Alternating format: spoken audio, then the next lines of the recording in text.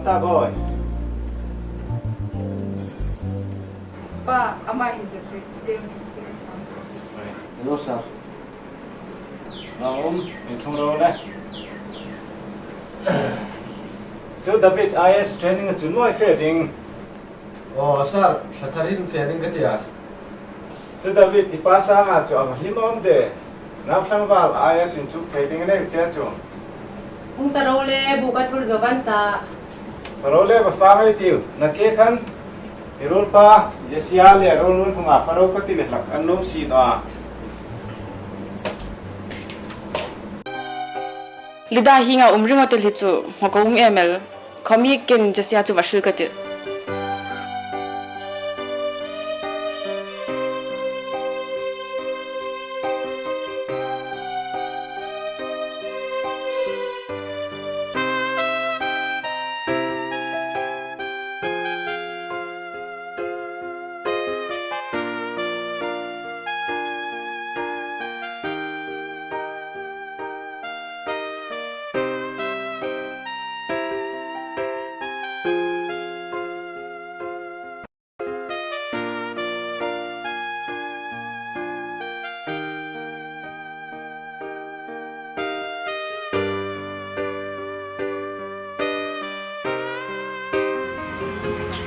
Sia,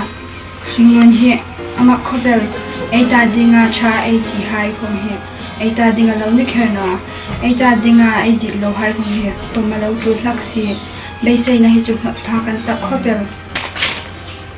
Alinge lida kong khata echan tanam kobel, sin kom adang lam na chu, keijuk kalumurul dit na fiapui kania. Nang rok chu pathian ro na trai na le chulei chun ke chu ko hlot tin tam nang rok chu loin hu na sin khom ibe se na te pui thing in lo ting nge ati karing tatan I milong isu no lo ting tano khama ke ko jing hi te tiromo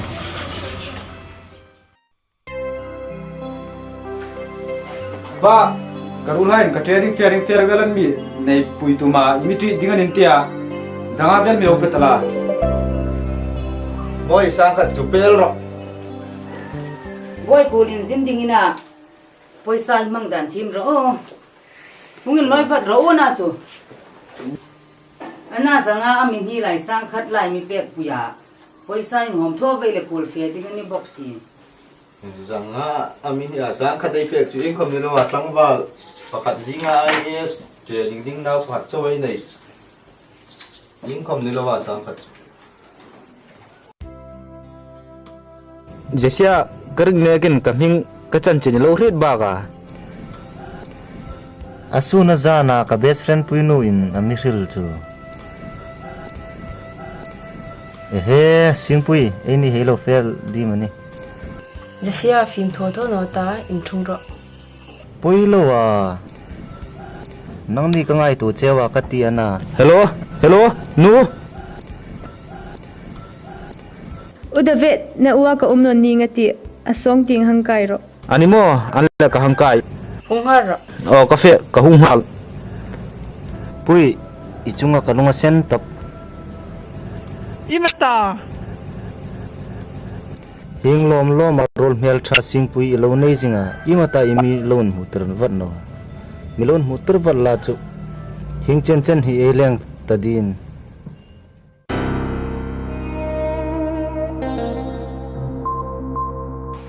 Oh hotel boy he's king pevadra kei chu biar beer bottle khat kom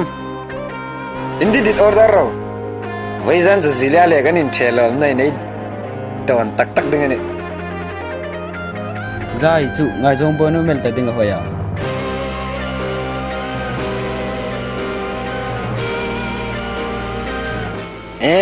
zun zar sung chu ngai jong bon hlak katim tu lai nung hak dit jong ai ni anga in rui the thil tho in suk champion dewa hayan dit no hal si chun ing leina mi ke ngai jong bon the kata andik khopel indre thil ka tho mane khan tuhin nuha ken mi dit lem ta chuti ana nu nga khain loin vet kherel enia nga in rui thei thil thawai hanai dit em chona chu lei chun nom zuan zar sung chu bazar pun binan zar ron tinanal rol hai en rin min doi pek met thei ding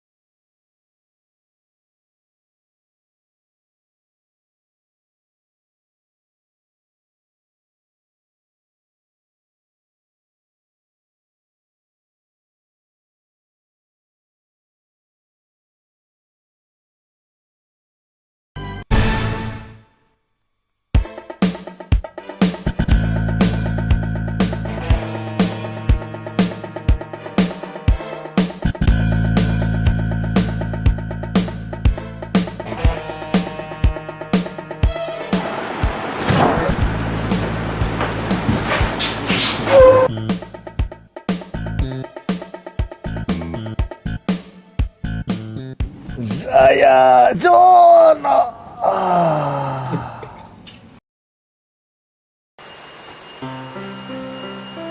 So mais ihili thina zinga chu ina pa tak nge training a fe din ta ni lom dem Kalom thon no. Lo engine tara kum khat kum hi hunga chu. Ni kam tu la yang su pha chu. Nen ta David ta paso. An mi la ti tingan no. Phone ri hun tu te moi. En tara. tu man ta mo mi hung phone chu hello oh David nu kan ni tak mo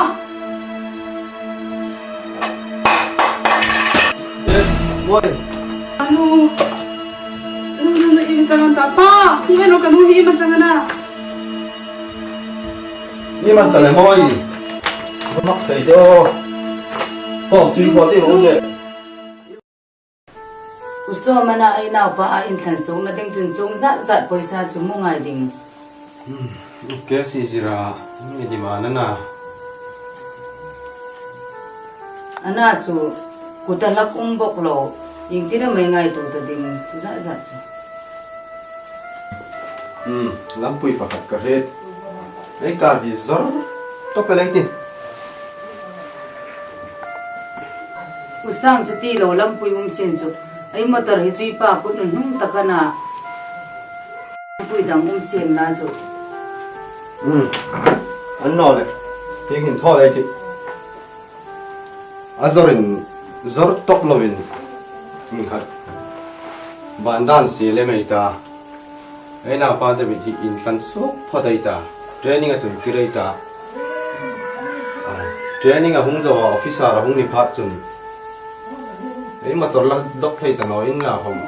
Car motor hai chu ai ta bangan nom.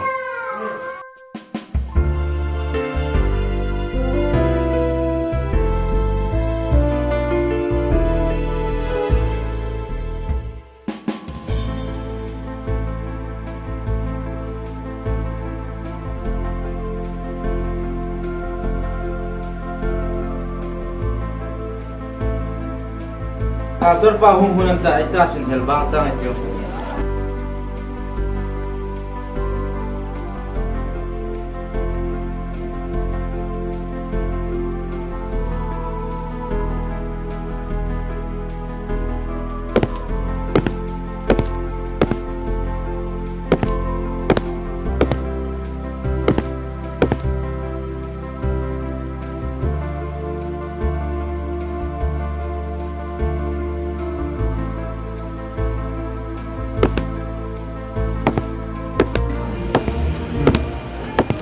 Lang vào càng hulu thấy đinh.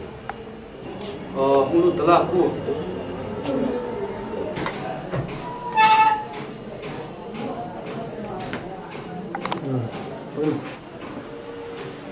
chung ra pu chung ra pu anh lấy mình từ sang vào thì những cái mình lại lại này nó cũng kỳ ta pu ka hing chu David ani e David in hel hap chu tin sol hel khomi phut novele yeman tel la hi ni lo um khe de la hi pathin ni zatin hilai zel hai hin zel in an tang hai kan na le pathin thua an sol hai pathin ko ma thu ka choina kanai pui laka nang khom ip nei der lo in voi sun hin i chan chin le hun lo mang tai po bo mi sil thei ti o pu kapa min chu somana kanu min chu moi ania unau nu hei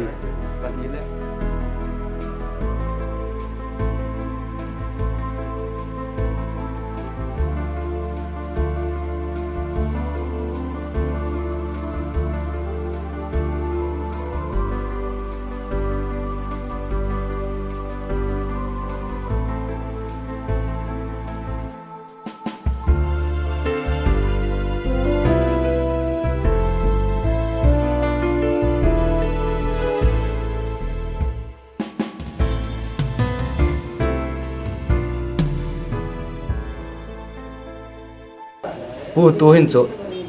zeli line thukin suk lang khom kholai dunga tul that chu khalo tho tho anta rule pai hai mi musit elding khela pathin khomin ami ngai dam thai ten ta dim chu mo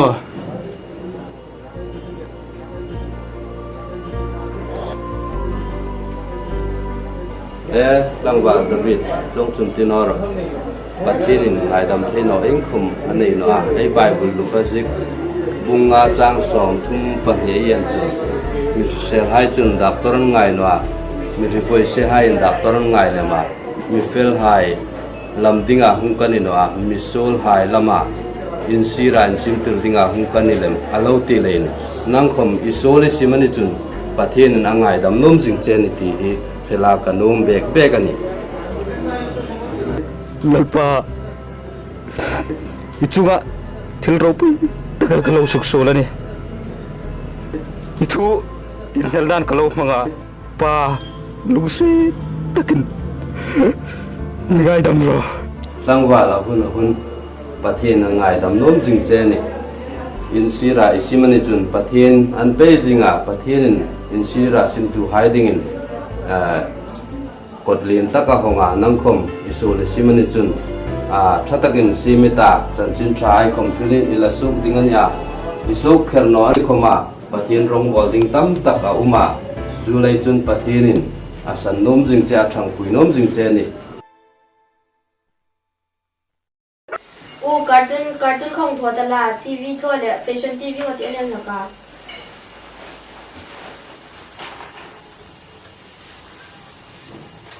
Zoli isang David hai hung tlung hunan tahi TV en ringo tholo khan ituin lung ding van lung vat ro kan lung zo tan nom nu ana Zoli calling bell in ri homin khip no a in hung tlung an ta David Zoli sangpa David a hung tlung an tahi ka sangpa mai na nai lo hung sungan ta mo thuro phi tram na to ro bu chula thulda ro boy la van sop la van sil fai la chu zo le bu fa de maniu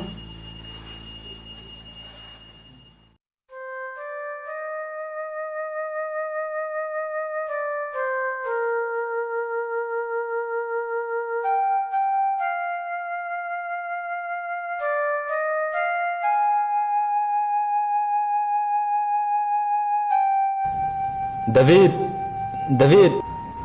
ini ngai tu emotionally fiadan dingani nilowe keicho IS training ka fiadingan nom David IS training itino ka missionary chanchin thela imo purna imhil tamo pui hai bigina khachunuma kalongir veme me annom pui nu hai bigina tin sur lam sim tum de no ka hi pui no che kahi pui che chu sendam na icham ta si chun no hai in hitir song mo purna ani ni chu kahi pui lam che ni anno David long rim da jugan ta ko mi asanga santum lo abo hung me khai ko anni khunan poi mo che ani an hak che ani ngai ta ita dinga rim po tu Isu Krista in enta phalbi ha lin ta pa hai khoma par zauka ngro ka ngai bizuila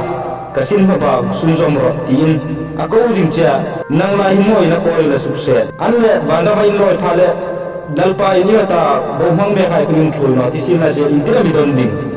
chule chule ngai tu tharo imo porna che is training ife ding niloin missionary ife se tulanta missionary ife tulanta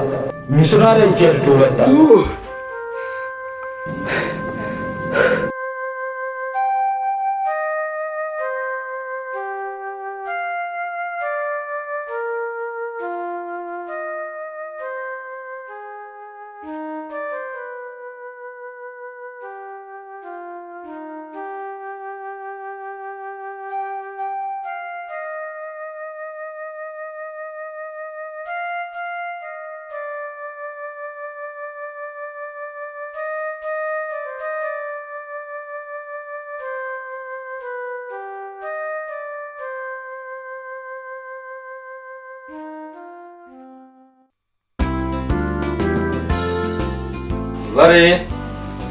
ka bek lai ka Bible ka hong choi la e pathin ni zel in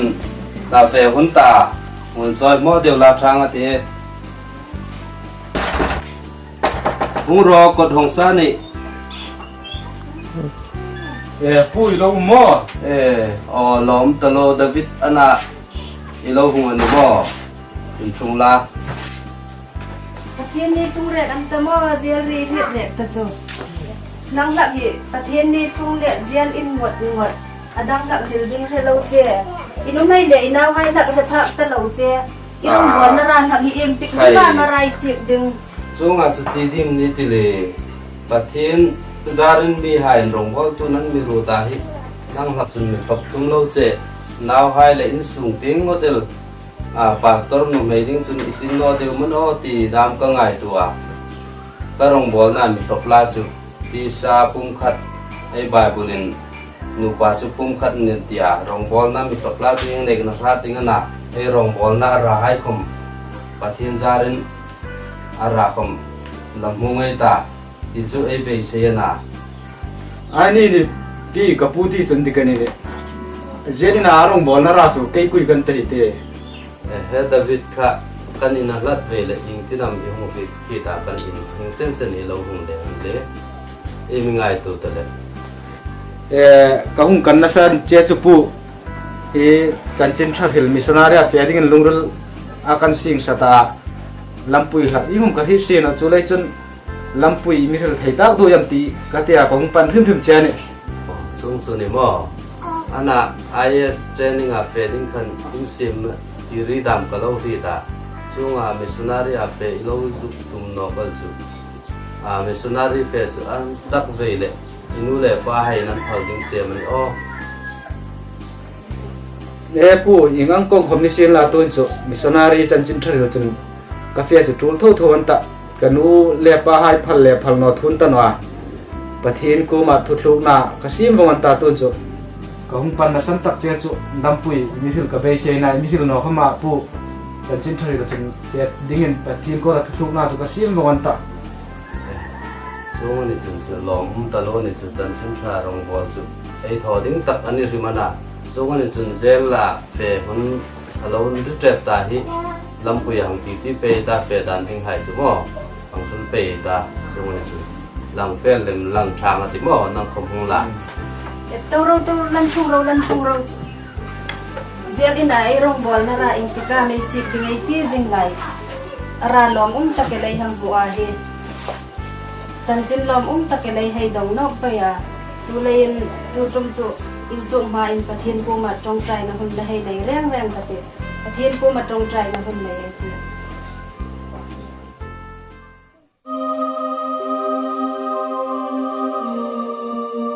def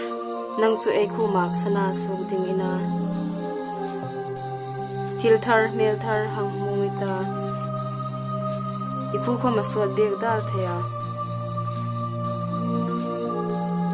ke chu ai sul nong hai le khosa ding kam ta ka bangai om che de o puino Australia ka fe tan odin tak takin mo kui chakati rengani lahangin chuk no kin la university ei zo pha chu ei tho tok sin chu wang ta lo dinga sinom puino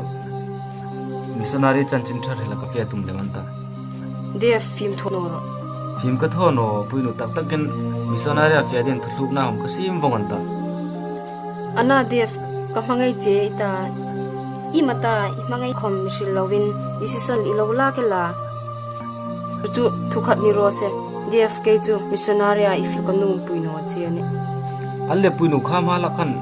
missionary a fe ding in bi gina ni min gir tira kha choi film tho me me ni kha nang kho mai hri jing khate khama ai film tho kui kha tu hin atak nan chang dengan ta mi mangai tak tak chun rin hoi mi tur pui dengan no chulei chunan nom ka mangai tia irin tur ding ka num puino che def ing po khom ni sin feno tini imi mangai tak tak chun feno ka mangai che pui amiro ka fia chu tul tho thonta acha imi mangai tak tak no boka missionary achun fe nge nge la ami rok chu voisuna in thokin mi bitano la mi thengil vong vong tar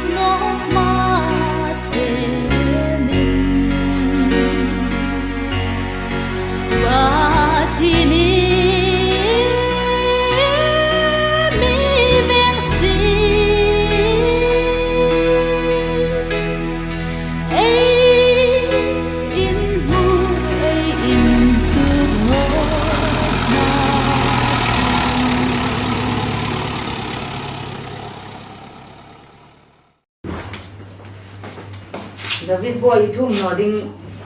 ike gor ding nei sa ko ding in chai na ding kan sim jota pul sil ding le pha ding kan sim sa ding pul pha ding le sil ding chu chaka umbe fin pha len so ma ta ni lan no riksa ka sim si ma tu no ha pa thil num ka ne che wa iman ta le David boy hil num do hil tala pa Australia ka fe ta no ding ne chanchin thar hela missionary ka fe tum le manta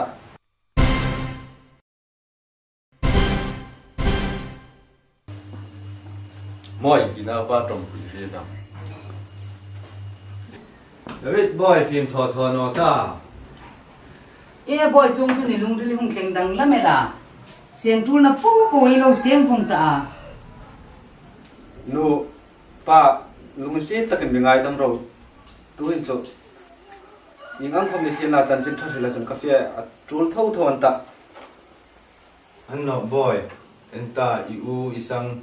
inu ipa hai le kan reng in kan tu em chi a kan naw pasal nei sun inia kan upat nuwa kan kut le ke ding inia ita ding in du thu sam len takel nein itin tia in thokin kan lo en kol cha kan trong imizom pek thei lol no ding mo an le boy chunga thil kan lo so na hai po po hi mi ngai dam la ke le inuin ma kut kan hung do ani missionary achun mi fe pe no ram ro an no pa ingang khom ni sin la missionary chanchin thila chun ka fia tulan ta pathin ko la hom thuluk na hai ka sim wangan ta ka fia chu tul tho thon ta David nang alai mo hin chen chen ni ka ngai to che a lungril thi sen jong sang ngai to na po po ka seng che a e ka chen khom ka job ta hing ding tu je la kan hungin tang song lo lo la ni lan no ana pathin ko la hinga thil I hung tiam ta I hung hi talak lo I hung lam ta si ane chun tu kan fela sok na la ne rasul noi kan fe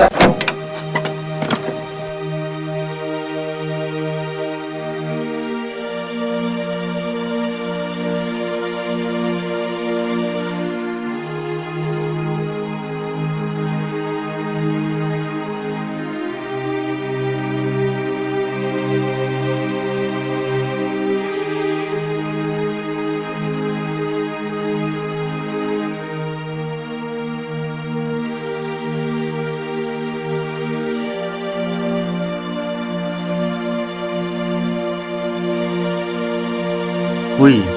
nang kan them no kherel che min pathin ko nan re le decision an la khom ding ata khom chu thil thano ting nilovin missionary dinga in pek dam chu thil ro puyan no aninge missionary sin cho ro pui nge mi ruk cho nang khom juk ngai du ta mi hrim chu har sat na po po fe thlenga ro pui na lut cho an hoin atur dan khomei thima ami ruk chu chin tia in thoka har sat na in tem lowa in hoi taka hun mangla har sat na khura jugin chom lu thudel chu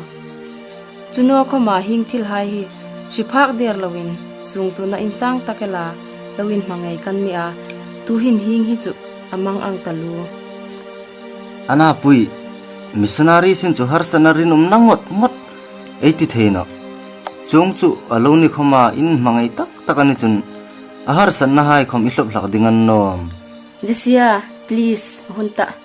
kamangai tak taka har sat na tur ding kanum puina a isina khom ama in kamangai na lekin missionary athlang le man taka chung chun ol sam takini juktela lungril hadam takna ju ngai to ta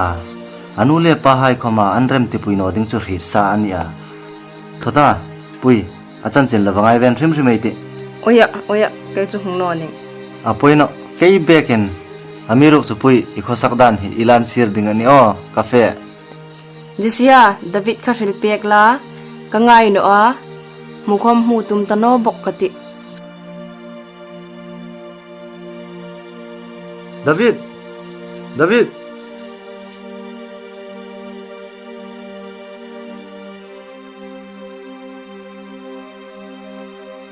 Lesia puinu te ahung nomo Dev mirithim ram ro hung thoi kanom hle khamin kari thim talu che mirim chu choi moina ei dong phale amiuk saktu dingan laka amiruk chu ei chunga har sat na hlung pha chu amiuk saktu dingan wang talak re ngani chule chun ei nyam ni ju sak be darum talowa ehe chung chun ngai der noro khovela mi hausa mi ngai sang tak in takha enro milung set mi pasi miring vai hai chu in rui thei thil tho hai hi an nilem chuang chu an tam talo lesia min krista ju ding hin chu ei thil ingkim thria trulan ti alo in dik khobel chulei chunan nom kangai sang che decision in dik tak lesin ro pui takel thoding in ta a pathin in le tamin mala som ding chen nom anle lesia in po hom nisin cafe hun ta hi puinu har hil pe la mirithim ha ro se o e David hi paisa hlom te lampuya I mang ding kha irong bol na kathang ve nan ngai la anle kalom talo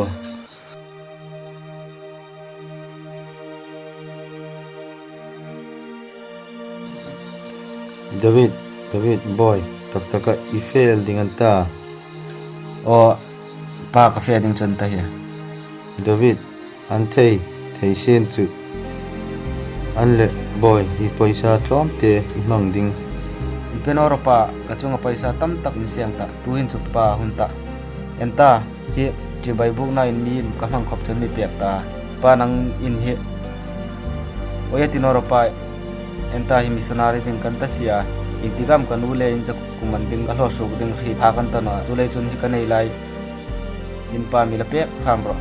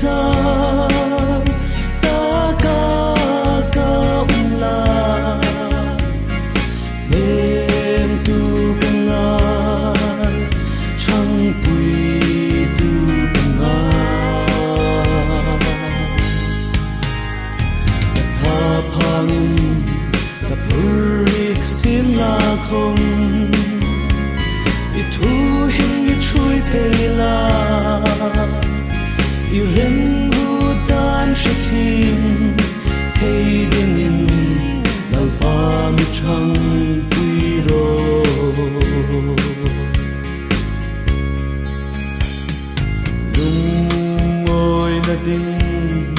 rain aum sino Krista achau no hin chu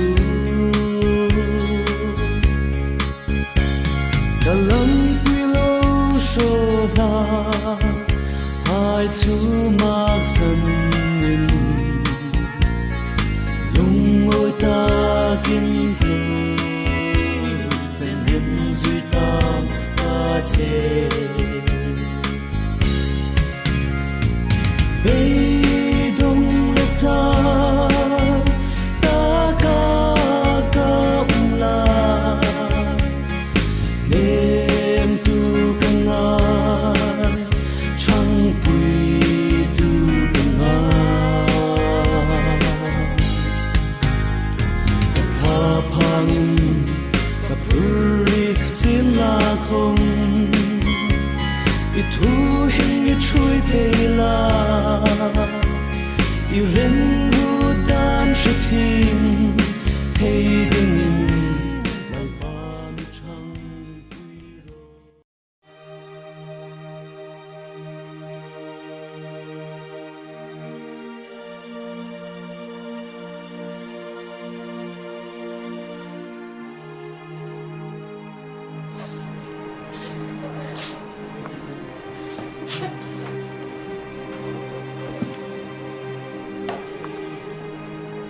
boy nu hi ringlun mang kan ding to inia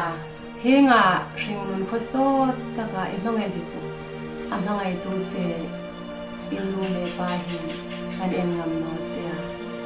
enta hun hai lim pe ya sathara hin mumbai ya e tran fan ro den ta chule enroll chun I best friend Jesia no in Jesia le in ma tim feeling ngai tu in best friend in ni na kha mangai na tling ding thu dam ashila ke ni chun pathen rem lo ta kan nga ya play chun boy anh nghe boy trong mình khá mình chú cái là việc đẹp mà ami ro chu tha kan ti pui ya cha chin ni nu le pa kan nia na nga that na tinga ngai to lak tu har se le sin khom boy I chin tian thoka I trong kan sial ngai no tu hin chulu I sin takin kan thu bi jong pe tam boy pa nu tu hin jin thu kan lom ta ding a try ti ti tu hin chu lung oi takin pom pe ka te purik sin la không I thu hin I chui pe la I ren hu dan shithim thei ding in nal pa mi chang pui ro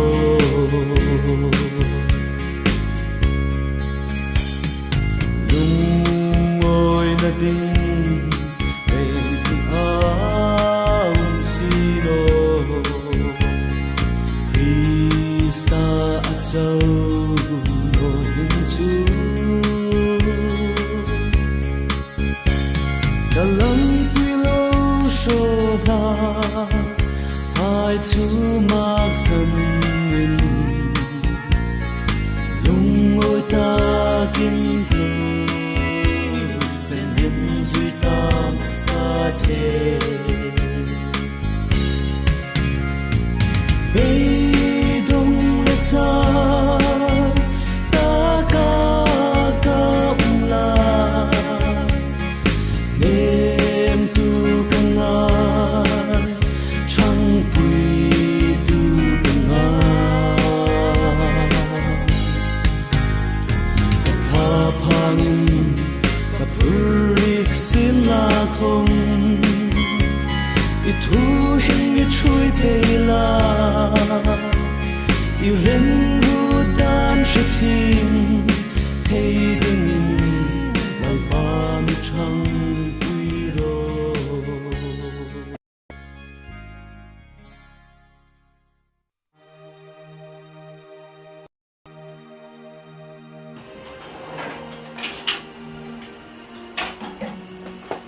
Ôi, ý mình cần lấy gì? Ý nào ba lệ cả thuần đinh cái dục gì cái này hàng trà tộc đinh cái tiệt Sao thế? Mình cả gặp phải là mày có muốn tự gì? anh nghe anh lệ David pa ai na pa chung hin lunga oi tak zetan ta kan lunga oi tak jet ta tu hin chu pen ta ka lo in mon je kha hun khang chen kha khovel thim na varna IAS ringot ka lo ngai to a IAS lo thing in nei na pa officer len tak lo ni sen la ing an to ke nam o khovel hi lim lop na nom chen nai alo mang ding o ti ka ngai tu IAS lo thing no sen khom tu hin chu atlarau him ta adamani ti e he le ka lo ani nge pathin zar chawin ai na pa chaw ti tak lo ai ni pani nge khom tharau ting dam phana ai na ya lo ma tak zetan David nu tuin chu naw ka nei no phat khom khowem teng thil ne ki na tharau ting dam na hi ka ngai poi mo ni ne pom no tanu pat nunga naw nei da mi lan bai sa ya naw nei lan bai sei ni chu na ti me enter nan tharau ting dam na lo tu je le lo poi mo je ai ju khil nan chu ti ani shi mani nu le pa tam takin sandam nanam pui hil der lovin khovel tim pangan naw hayan ngai poi mo pek raka bible in naw pang cho shwading nam puin chuk tirla chutaka in thok chu pet mang tangai no ni ati angin nu le pa tin hin an khovel in chuk na ting ai ngai poi mo pek ang hin pathin thu ting ngai sandam nanam pui ting tam hin ngai poi mo pek in na chu ei ko tlang a hing ang lom hin a hun la ba ju don khom tam le un ding hin ka ring no a andi khopel na so de wan te e ja len ta di man ve zalta ngai di mu ko ma sok pa ti ho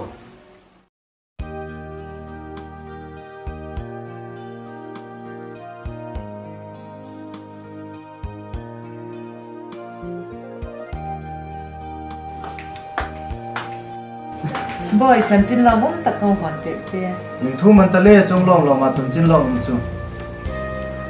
boy kathil thil hai che fe na hri sing ma mi pathian ta dinga jingum hai chu pathianin ei poi mole ei ta dinga thil tha hri sing ani ei ni roi mal som na dong kar inga thla thei ta lo le sul ei lu no lak mai ani ami ro chu ring taka nira ngak fan fan tu hai chu pathianin ei poi mo na hai an mai ngai ma ani ishen ma boy ka thil thil hai che chu ka hil jing an nom chu chu mo chan chin long mi ti chu nang khom boy pathian ta ding ring singa enta ei ni shil lang ni der lobin I rol thatak pui nu le pa in an ni nge an naw nu le nang dan thing lim taka in nei ding Susun good news ka ti chu. Ka thir shil hai kan dik ti ro. I chung nai ka ni thau ma le. Ke khom kalom talu a ungai na ka shin no hi la ni. Fasha hai bangai tu pathian ne lo ni tak ka se de. chu chu no thu thuk na yong sem vong ni ta nga te mo Ani nge. ani rok chu no kuinu le kanin nei the la no ding I mati re boya. I bangai ta kan no a. Zani lai chen khan. anna no ka pangai ta no thun no kuinu chu David Boy hun lo lem ta hai ke hel ta ro. Enta David missionary afe ko ni se ta di ma ta. Pui je chanchin ani shit po si no. Chanchin ani shit po je mi sin chu tu kha. Al hung no dim. An le nu mei anayal ta dim mo. Lo hung ta ang sim khobel tinga longril pa ngai la nei dim mo. Chulei chun boy nang chawin ngai tu no la I rol nu pui khong suk don vela asan chu boy nang anga mangai tu ding anong si no chulei chun hun lo lem ta hai chu thei la boy zani chu hun le man ta la hung tlong ding khom lem ding thawani chulei chun mi rem chu hun lem ta hai ani lo la hung tlong dinga hring panga khosagin le nei ani nge no Chulei chun boy pui pa an transfer ding ania kar thar ding Mumbai chen bathak tlong la I hung kir no hnga ro pui takin e bala thoi ding an no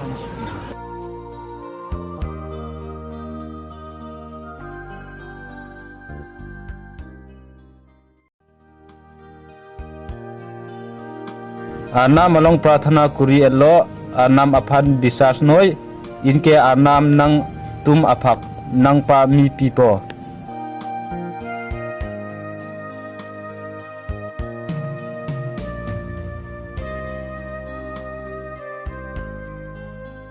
David, ni chen nong bo dia ma hedi ni thom long thek long le dia tama pathana nang kuri pi thek ima pusi nang long ki wang. Pi chong hoi glo ho. Ni tu ma chen nong hedi hem wang bi dia tama la si nang pathana nang kuri pi long te long ji ma pusi nang ki wang lo nang long. Ma pathana nang kuri pi ji ma. Inte prathana kuri nang meksi lok ngoi.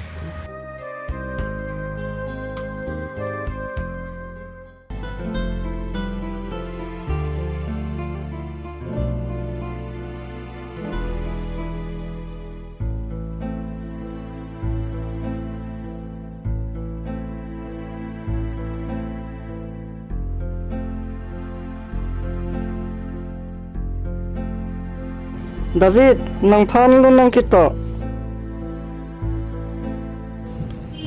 Oh, ini rong ulo.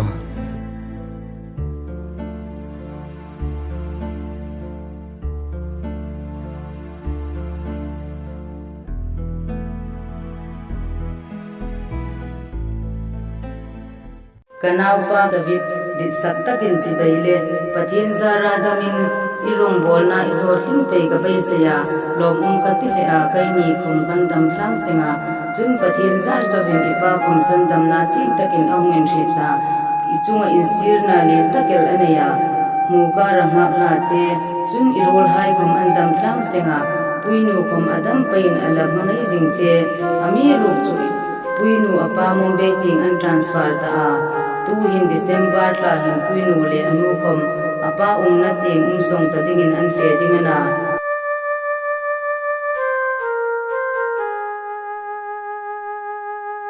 boy puinu in anin pending thu ami hung ril ni khan kan ti na ala mangai jing che li far zoi zoi an zota kalungin sit khopela chulei jun nang khoma pathin ku malungrul po po bin tong traila pathin rem ro ta ingai chun unlom te eilanaya ungla puinu nu le pa bu manang nge yin hung hiro tong traina kan lo ri jing che kai imu moi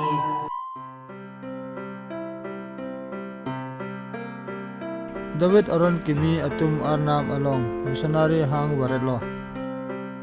anam si latum a prathana pithak pulo lasi puinu nangning ki hangnai itum ki kilem nang kirabji ki hangpo nangning in samjin pen damoit po anat school anat pen charge anat ne langpo Master Babu basket wang lodam po cibai David prathana pen nangrap bompo danpa minoi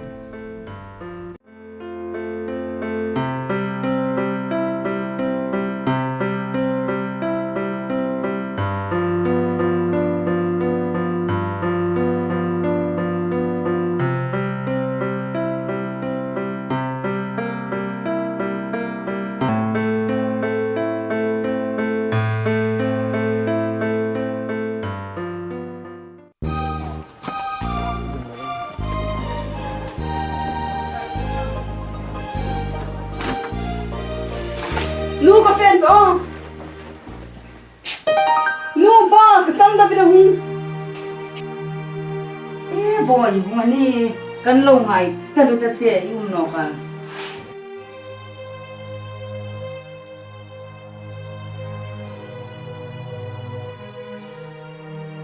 Cuma tiltam tak kasuk sola pathin ngin ngai dam do boy mung chang lo in puin hai del se son ting an fia zunot bat ro nang no roi ti moro ya patel ro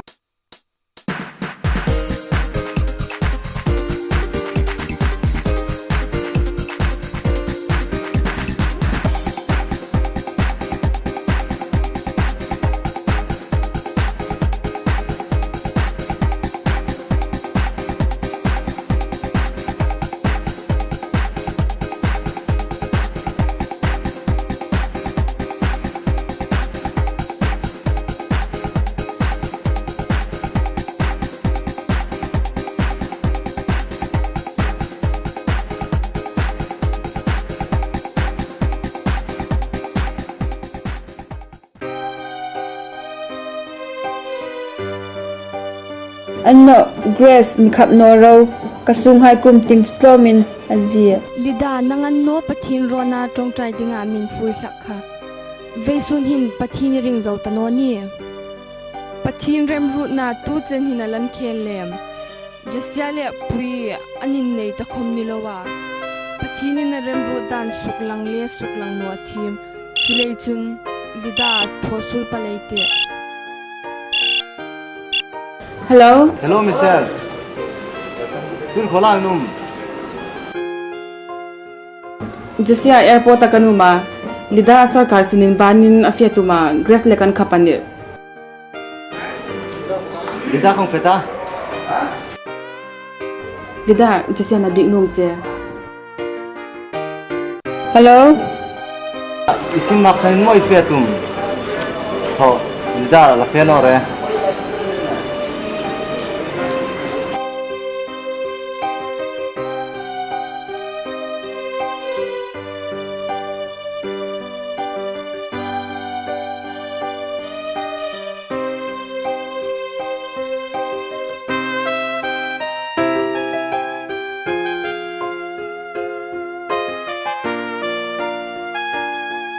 anno Grace Michelle cafe cha trul tho thawanta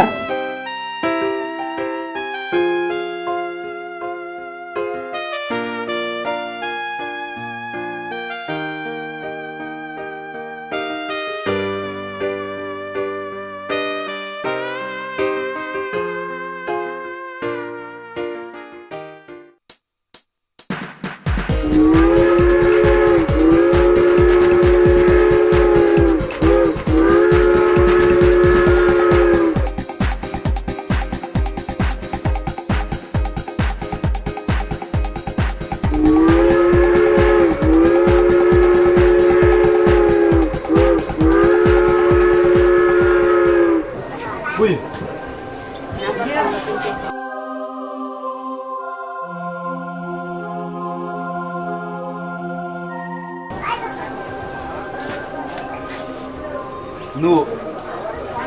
pui hi karong bol na mi faktu dengan pathian mi rut ya in ka theta mi ruk chu khogan him lok nan hoi ter nai pu chu te thei ka ti chu ka tingam na Taba ke de na sir hon hangai na pu wa hangai dingin na David, winu pa ko mi tuan si Bombe yung ta, tuin sa ani ding ani ko man ta. Ang yan ko malang sembra lo itam.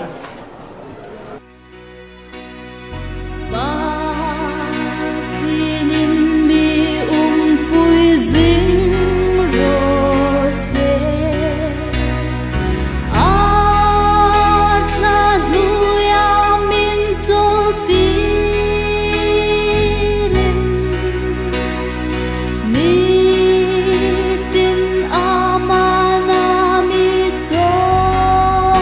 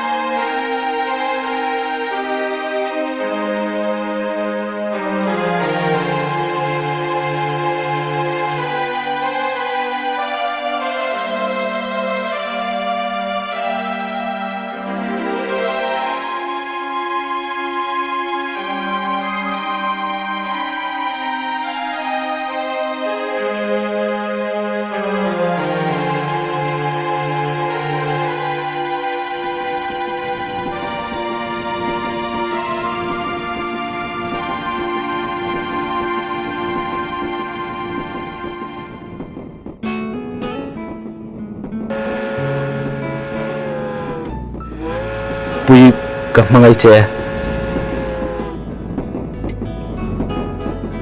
Dev kap mangai chi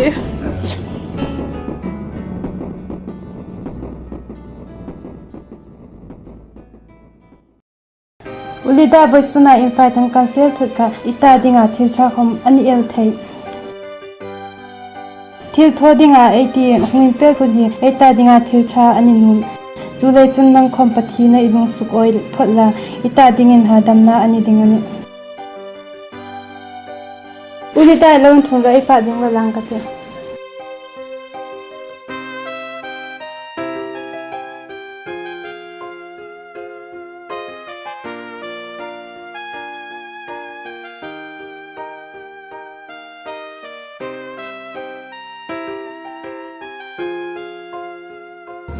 Ilarit lo numet sian khom ibai sei nai ni khat chula poiling ati kati che kha imangai nai min hlan thei ding